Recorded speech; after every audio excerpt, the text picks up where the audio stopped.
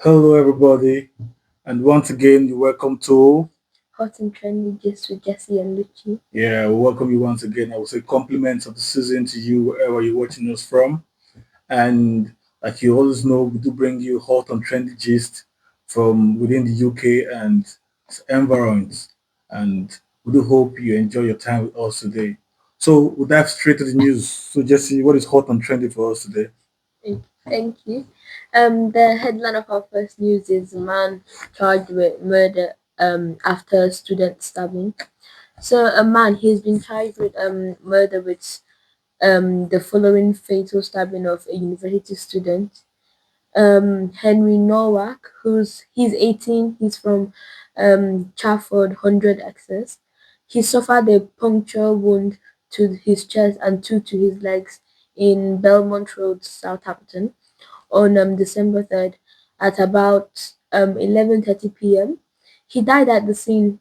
A man who has been seen as a suspect called Vikram Digwa 22 of Saint Denis Road, Southampton. He has been charged with murder and possession of a bladed article in a public space, and also a 52-year-old woman, Kiran Kaho, also of Saint Denis. She's also been charged with assisting an offender.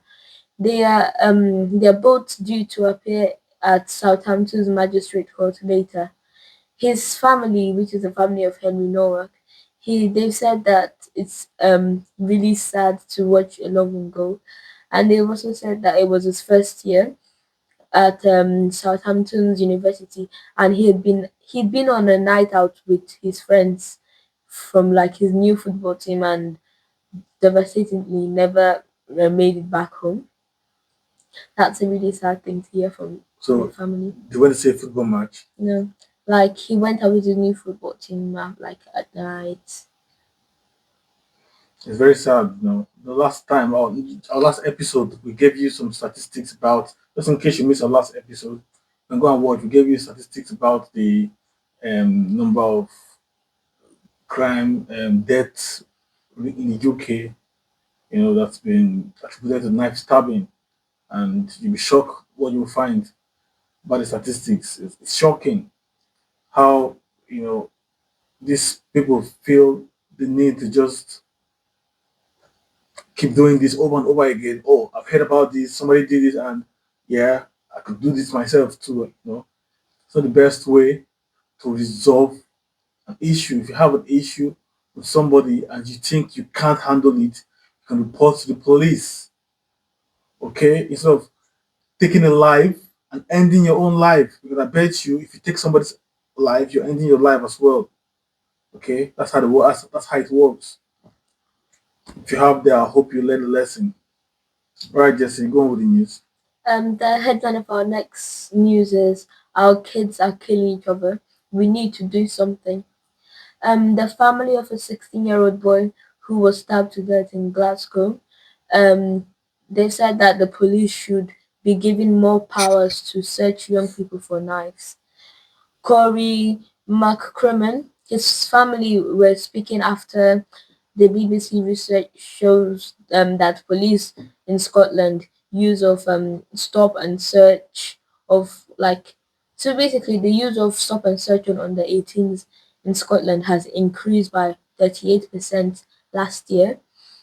This boy Corey, he died in 2024 after being stabbed in the heart by a 13-year-old boy at Greenfield Park in Glasgow East End, based on threats on social media. And also earlier this year, his killer was detained for 5 years after admitting culpable homicide. Corey's auntie, Jack McTaggart, she welcomed the increase in stop and search, and she's also said that police should have the power to use actions whenever they want. Like if they see kids, especially boys in the streets, like just acting funny, that the police should have access to be able to stop them and search them to see if they have a like knife on them, because if there's one knife off the street, there's one less knife to kill somebody. That's what she said, and I agree with her. So you'll be happy to be stopped and searched randomly by the police. No, what she said is she sees a group of like teenagers, like boys acting. I'm not saying boys are the main problem, but she used the word boys. She said if you see like teenage boys just moving around funny, gathering in a crowd outside, that they should be able to stop and search them because if they're in a big crowd, something obviously is gonna happen. Especially they're also acting funny. So when they look suspicious, Yes. like look like a gang. Yeah. Okay. All right. Do you have any news for us? Okay. I'd like to bring you. Well, to some, it's no longer in news. But the thing about this news is the misconception about it. I think a lot of people got in the whole essence of this, proposal wrong. Now, it's a proposal because that's what it is. A lot of persons don't know that this whole issue has not been put into law or put into effect yet. Now, no doubt, I'm talking about the UK's current consulting on major proposed change of the rules for indefinite leave to remain. That's the ILR. Okay, also known as settlement under a new under a new end settlement model. Now, as of December 2025, for instance, as of December 8th, 2025, these changes are only but a proposal. That's why I said in my earlier opening statement, it is a proposal. It's not been passed into law yet. So I don't know. If you find some people going running to scatter like, oh, I'm going to leave the UK now, or I'm going to pack my bag and just go somewhere else. They're developing heart attack and panic attack because of this whole.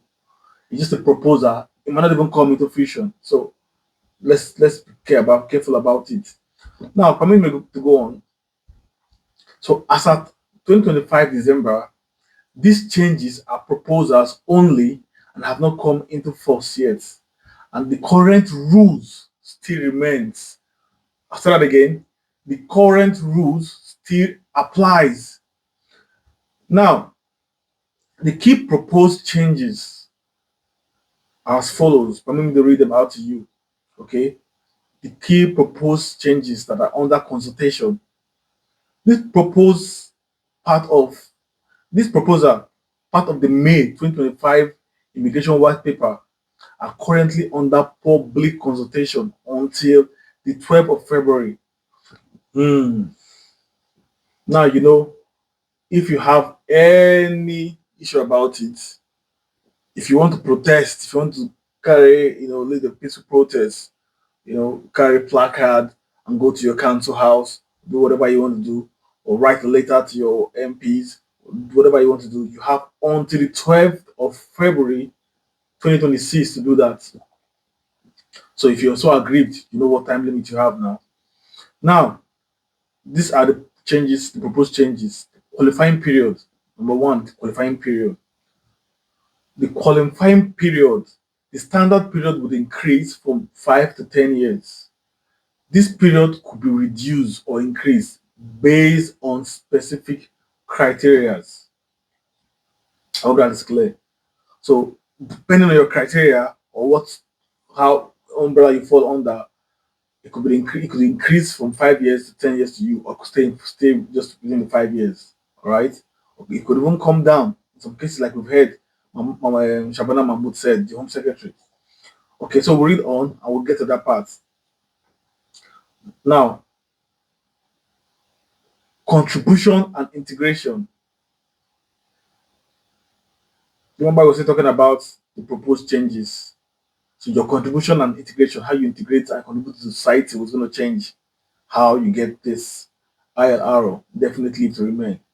Now, settlement would be contingent on demonstrating economic contribution, good conduct, and integration rather than solely continuous residence. Yeah, I'll be honest, I like this part of it, okay? Because some persons just come into the country and with liabilities. Oh, my husband is working, my husband is driving, my husband owns a business, and they just sit at home. Moms, they don't do anything. They don't even bother learning the language. I'll be honest with you, some persons they don't even bother learning the language. I think it is, yes, I'll be honest with you. This is just me being honest. You should be integrated into the society. Like if you go to a country, you should be able to learn how to speak the language. Okay. I knew how when I spent few time in Russia, for instance, I was I was downloading applications, trying so hard to learn how to speak the language because it was the lingua franca of the country. It's our official language. You must try and learn how to speak it. There's no you can't go somewhere to buy something and you can't be able to communicate. No, that's not you integrating. So you must integrate into the society and you must contribute. Whatever it is, your NI must be working and must be reading. Some persons they've been in this country for years and they've not used their NI once. So that's that. Another one is English language. Oh, I think I just spoke about it now. Your English language required must be level, must be standard. Yeah. Now they've raised it just for the normal, standard before to the B2 standard. That's the upper intermediate level, similar to the A level. Your English must be very good, at least. You must be able to communicate, and when you're communicating, you must be able to be understood in English. You know. Okay, the dependents now. Yeah, adult dependents may be required to meet their own contribution and integration standards and would no longer automatically qualify for ILR with the main applicants. Now, fair enough, right? Some couples they just say, "Oh, my husband is the main applicant. She's the doctor, or he's the doctor. I don't need to be anything. I'm just a sit-at-home mom. I don't need to learn the language. If my husband comes back from work, we can speak our local language, or dialect, our foreign dialect.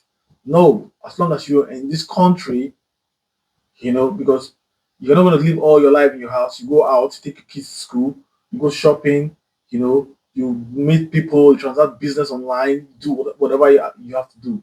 You must be able to speak English. Okay, it doesn't only depend on your spouse, who's the main applicant alone. As a dependent, you have to pay your own quota. So I believe that's clear. Now, exemptions and accelerated routes. Earlier I spoke about when I said it still sticks to 5 years or 10 years, depending on your case, and it could even come down below 5 years. And I think this is where you find it interesting. Certain groups, such as partners of British citizens, those on the British nationals overseas routes, high earners, e.g., if you earn over £50,270 per month, okay, if you earn above £50,270, you're going to be earning that in the next 3 years. If your job says this is what you'll be earning in for 3 years annually, I mean per annum, not per month, sorry, per annum, then you qualify for even a 3 years route. You'll be given this ILRO within that period of time. Now, those in core public services may have a shorter qualifying period, potentially retaining the 5 years route. Now, obviously, we know what those in core public service means. So this ones will get even the same 5 years route, no changes. And penalties. Reliance on public funds or immigration breaches may significantly increase the qualifying period from 5 to 20 years or result in outright refusal. Can I read that again to you? Reliance on public funds. That's if you are so dependent on the government, you're like a liability to them. You don't give back to them. You're just only taking, you know. Yes, you're gonna be, you might be refused. As a matter of fact. Now, next step, the applicant the applicant is actively seeking, the government is actively seeking feedback on the proposed end settlement model.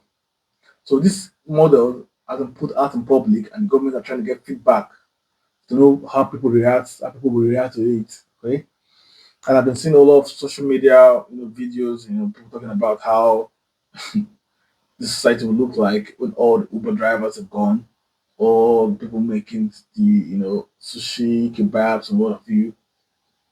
Doctors and nurses are no longer in the hospitals. You have to book for 6 months hospital appointments to see a doctor. You know, so things like that and feedbacks people are giving using social media and what have you. So if you are eligible for ILRO under the correct 5 years route, if you're still eligible, you may wish to consider applying now. Yes. So don't develop high blood pressure when you still have the opportunity of applying now, because you still have from now till 12th of February 2026 before they conclude getting all the feedbacks they want and taking final decisions, right? And these decisions, whatever decision they want to take, you're going to hear it in April 2026. So you have a lot of time to apply for your visa now. If you're for your ILRO, indefinitely to remain if you're qualified already. Okay, so I hope you take advantage of that opportunity right now. Okay, so that's a long one, right? Yeah. All right, Jess, you can go on with news if there's any for us again. Yeah, the headline of our next news is Andrew Hosform, shop theft and immigrant. Yeah, correct me spelling in the comment section. What's that? Illingworth. It's a place in England. It's Illingort. Ellington. No, Illingworth. Okay, I You think we'll put the can spelling there and you can correct us about it. Okay. so the police in Calderdale, they are appealing for information to help locate Andrew Hosford, who is wanted in connection with a number of thefts. Hosford, who's 36, he's wanted on suspicion of 7 thefts from supermarket in Illingworth, Halifax between 21st of October and up to yesterday, December 7th. Anyone with information about his whereabouts has been asked by the police to contact the West Yorkshire Police. So he's been going around for so long, from October, November, December. That's 3 months now that he's been going around for. So I think the police really need to find him. And talking about theft, I'd like to give the keys theft statistic. So as of late 2025, the UK theft statistic shows a rising trend in specific areas like shoplifting and thefts from the person, which is like taking stuff from someone. It's like taking someone's property from their body or possession without their consent. So the thefts and shoplifting, there are some areas that it's like increasing. It's gone down significantly, and there's also been some areas where there's been a very high increase in it. Um, the overall numbers of thefts that the police have recorded might appears stable due to falls in. It's unstable right now because there's been some falls in other areas. So some area might have a high number of tests, but others might have a low number. So it's really unstable right now. Shoplifting incident reached a high point in 2024 to 2025, which has been driven by organized gangs, fraud cases, rose like substantially, especially bank frauds, which it's due to computer misuse. So people using not using computer well is giving people the chance to either get access to their bank information and all that. So the amount of police recorded crime, it's been around 1.78 million theft offences recorded in England and Wales in just 2024 and 2025. And well, I'm gonna say this is not bad because it shows a decrease from the early 2000s, but showing shift within this type. So I would the reason I'm saying it's not bad is because obviously it's going down. That's the reason it's not bad, but it's still a very bad thing because 1.78 million in just 2 years is not good enough. It's not even good. Not to talk about good enough. The police need to bring this down more because the country is about to go bankrupt with this amount of stuff that's being stolen. And the shoplifting record as well, they saw a rise in 2024 to 2025 with over five 53,000 offenses affecting retailers significantly.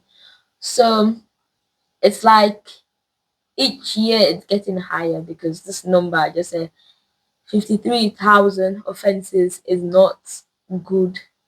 I don't even know how to explain the shock in my face right now. And also the in-person theft, which is also which, like I said before, is taking someone's property directly from their body or possession without their consent.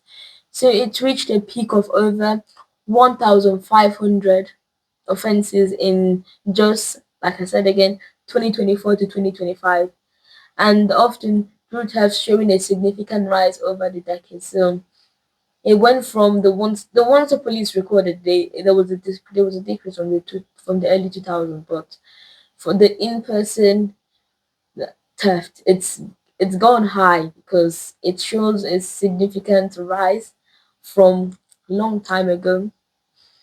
That'll be all for me from today. Well, the number is still high. Yeah. Sorry. Shocking, still high.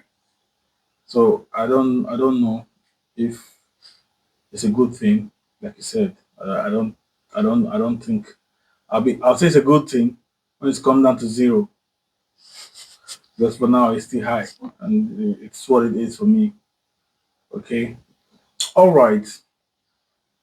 I'll bring you some sports news now, and I'll start with this one. So FIFA apologizes for making Argentina's World Cup winning coach wear gloves to touch trophies. Wow. That's a big wow. It's on the Independent, and you can grab a copy and read and find out why. But yeah, they've sent an apology, and it's a good thing to see these people can even apologize sometimes, because sometimes not everybody gets apologies. And again, my boy Mo Salah of Liverpool is having a hard time this season. I saw it start about a week ago when um, the English EPL has gone 10 games. At that time, he has scored about 12 goals and about 6 assists. And for this year, after 10 games, he's had just 4 goals, and he's been left on the bench a couple of times. And well, I think he's just been scapegoated, because most times when players like that are having a bad season and the club is not playing very well, everyone just think it's your fault. Okay, or this is somebody who has helped the club individually to win a lot of trophies single-handedly. He'll be the star of the whole season. Staying fit. Some things, some players, some people, some football analysts don't always take into cognizance is the fact that staying fit is a very good attribute of any player. So when a player stays fit a whole lot of the time for that season, I get to respect such players. Mo Salah has been always fit to always play for um, Liverpool. You know, it's one of the reasons why most people don't. And Kevin De Bruyne, as good as he was not really, really seen as the all-time great, because he was always in and out of the injury, you know, list. But for Mo Salah, now he's vowed he might not be coming back to play for Liverpool anymore. The 33-year-old was left. He was even left out of the UCS squad to face Inter. And I don't know why. I don't know why. I don't think if this is going to be his last season, at least they should treat him with some little respect. That's someone who's been, for me, is a Liverpool legend. I don't know who's been better than him in that league. I'm not much of a Liverpool fan, but I know this is somebody who's been for over 10 years. He's been your best player. Back then, when Sadio Mane was there, Sadio Mane, late Jota, um, also the Brazilian, what's his name now? Forgotten his name now. The Brazilian striker that was there as well. Even with all this stuff, he was always the best amongst them. So treating him like this for me is not really, really cool. It's not really cool. And for Real Madrid's coach Xavi Alonso, he's been he's been having some tough criticisms about his tactics, about his approach to the game. He's lost a lot of games, giving the title, and giving Barcelona an advantage in the title chase. He lost again on Saturday, and when asked about his chances of winning the league, he said he was still very confident about the chances.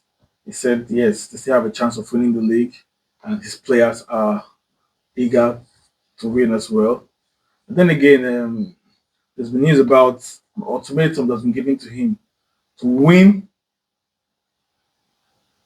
the next four a couple of matches, or else he'll be sacked. So this is the first his first season as a Madrid coach, and I don't like seeing coaches get sacked in the first year. I like to give them a second try, right?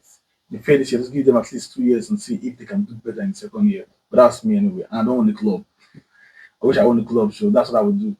All right, um, I'll bring you some results of some fixtures, some matches that I played over the weekend. Okay, I'll just run them down quickly because of time. Now we have Aston Villa at home to Arsenal. They won 2 goals to 1. That match was a match. It was, it Shocking. was, it was a blockbuster. It was shocking. Yeah, very shocking. Why? Because I wasn't expecting Arsenal to just lose a match like that because they've been winning all the games they've been playing. To lose to Aston Villa was a really shocking game. But I tell you what, you see, Aston Villa's coach Unai Emery was the former coach that was in Arsenal before Arteta came on. As a matter of fact, he was sacked and Arteta was employed. Now he wasn't given enough time, so I feel the man every time he sees Arsenal is always on a revenge mission. He always have something to prove. He always want to take his anger out on Arsenal, and I don't blame him because if you check the stats, I think Arsenal you've only won once at home to him. I think like last season 2 goals. Thomas Partey was on the score sheet. Martinelli scored the last goal. The one he celebrated before the goal went in, and they've also defeated us at Emirates. But head to head, they've had a better result than us since the man moved to England. You know, and it's been bad for Arsenal. Well, you're right saying you're not expecting them to lose because yeah, Arsenal they've been the best team in Europe by topping the UCL table, topping the Premier League table, conceding the fewest goals in all for all top 5 European leagues. You know, and well, why I wasn't surprised was because of the antecedent, right? You have the Arsenal, they had this antecedent of losing to or not playing very well against Aston Villa, and then again they had so many injuries. They had a makeshift back line of Hincapi and Masquera. Sorry, Gabriel. What am I saying? Timber, just Julian Timber and Hincapi paired for the very first time, and it was just a makeshift. The whole squad for me was a makeshift. Gyökeres is coming back from injury, not fully fit yet. Trossard, you know, practically came from the hospital, played half of the match, and went back to the hospital because he was put out. He came back injured and was taken out injured again. Martinelli too, struggling for fitness all season, and Odegaard. This was Odegaard's first start in so many months coming from injury as well. So I did expect it to be a very tough game for them, and I wasn't surprised they lost because They were going to Aston Villa, who always have a good way of beating them. All right. Now, Bournemouth played goalless draw with Chelsea. So many goals were disallowed in that game. And, well, this is what it is a goalless draw for them. Everton. I tell you, people, keep an eye on Everton. They have a coach who was a previous coach of Everton, went to so many clubs, did well, won a European trophy with West Ham, with Declan Rice before he moved to Arsenal, and now he's back in his home club. I call it his home club because we all know what he did for Everton before he left. Went to Man U, went to West Ham, and came back now. He's back now in Everton, and he's doing amazingly well. Amazingly well. They defeated Nottingham Forest 3 goals without a single goal scored from Nottingham Forest. And Man City also trashed Sunderland. Now Sunderland they were trying to pose as they were newcomers trying to pose as the old boys. Yeah, I think they are getting what they deserve now. Yeah, you know what I mean. And Newcastle played a 2-1. They won 2-1 at home to Burnley. Tottenham, wow, they won finally to Brentford. That's Brentford's second defeat within the space of 3 4 days now. They lost 2-0, 2-0 to Tottenham away. And Leeds United versus Liverpool. That game was really tough. Liverpool could still not find a way to win that game. Liverpool were ahead at some point, 2-0 up, and Leeds came back from behind and scored 2 goals in the space of 5 minutes. And that's when we thought, oh, Liverpool by Soboslai put them ahead 3-2. Oh, that's it now. They've learned the lesson, and then we let Leeds come back to score any goals anymore. And before you know it, Leeds they find a way. So oh, it's Liverpool. We can always score them. And yes, they did. They scored Liverpool and ended 3-3. And in that match, I heard the commentator said something very funny. He said Liverpool, they know how to rush forward, like they know where they're going. And when they get there, they don't know how to go back. They know how to attack, but they don't know how to defend. I don't think they've ever played a match this season without conceding a goal. I think they need to work on the defense. So that's for the English league on Saturday, and in Spanish league, Liverpool Villarreal played two. They won 2-0 to Getafe. Deportivo they won 1-0 to Real Sociedad.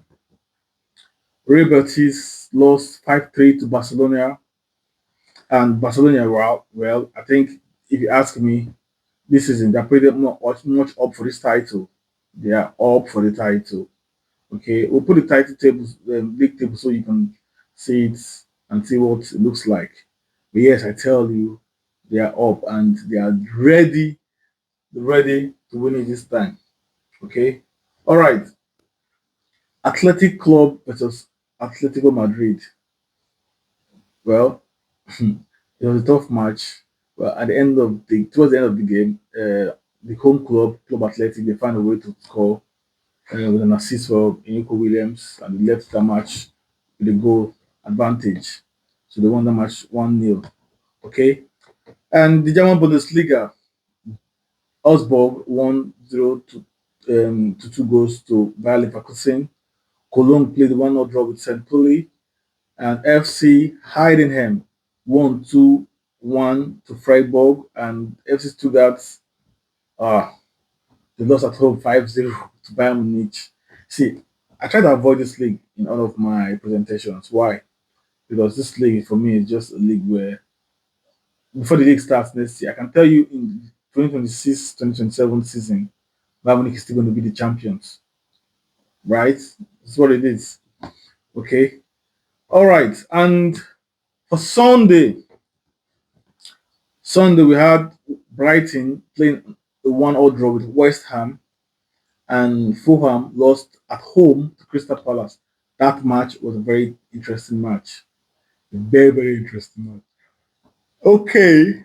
All right. And for Spanish La Liga, Eche won 3 goals to 0 to Girona. surprisingly. And Valencia played a 1-all draw with Sevilla.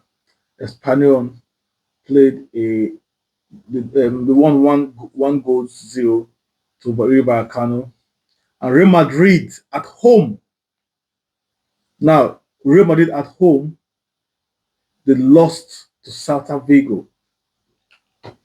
I can tell you, all the money put, all the stars put together could not find a way to win that match at home. Yeah, it was beyond shocking. I'll tell you for free, it's beyond shocking because before that game, I would have said, "Oh, they're at home. I can bet all my money," and I'll say, "Oh, I know I don't gamble anyway." But I just tell you, Real Madrid are winning this game. Just leave it to winning this game. Like it's a write-off already. Then again, you check the score after full time, and you see Real Madrid 0, Celta Vigo 2, and Williot Swartberg was on hand to score both goals with assists from Brand Zaragoza and Igo Aspas. And Real Madrid players had about, was it 10 bookings now? They had 10 bookings and two red cards. Sorry, three red cards. Red card to Frank Garcia after his second booking. Alvaro Fernandez Carreras was sent off, and Endrich was also sent off in 92 minutes. Think talking about discipline and indiscipline, this is what it looks like. I also have Jude Bellingham was booked. Frank Garcia was booked. Oh, it's quite a lot of booking. Federico Valverde was booked. Okay, if you don't see the game, probably you need to see the game and see to find out how and why these players were booked. Okay, and all right, thank you very much. If you've enjoyed our session today, give us a like, do share and subscribe to this channel so that you can always have a feel of what we do and you can encourage somebody because our channel is all about bringing you some hot and trendy gist with a little sprinkle of moral lessons and making you know how to avoid some very nasty situation you could find yourself in as much as you can. All right.